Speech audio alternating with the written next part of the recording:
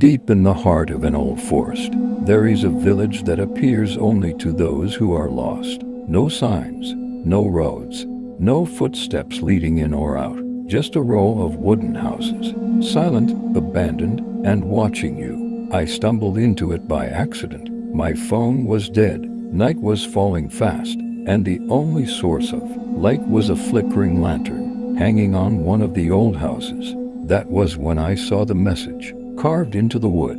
One rule: do not speak after sunset. At first I laughed. A rule like that, it felt like a prank or some old superstition. But then I noticed something strange. Every window in the village had curtains drawn from the outside, almost as if the villagers didn't want to see whatever came out after dark. I decided to stay in one of the empty houses just for the night. I was tired, and the forest didn't feel safe anymore.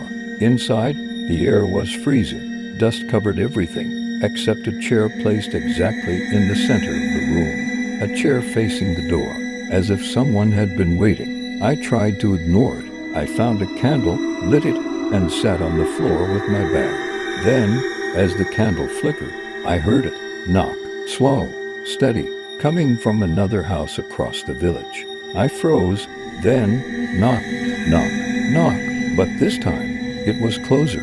I remembered the rule on the wall.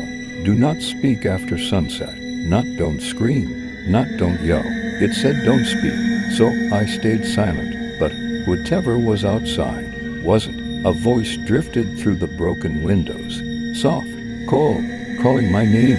It spoke it perfectly, as if it had heard me many times before. I covered my mouth. Tears filled my eyes. I tried to stay silent. The footsteps stopped right outside my door, and the candle went out. A whisper slipped through the wood. Say something. My heart almost stopped. I didn't move. I didn't breathe. Then the whisper changed. It became impatient, angry, scratching the door like something trying to remember how human voices work. Speak. Let me in. I stayed silent until the footsteps slowly walked away.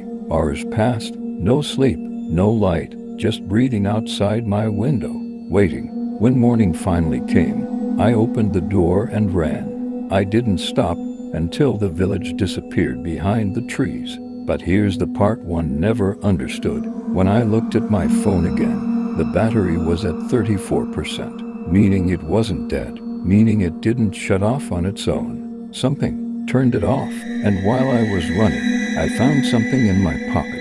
A piece of old paper I don't remember picking up. On it was a new message. You stayed silent. We heard you. Next time, speak.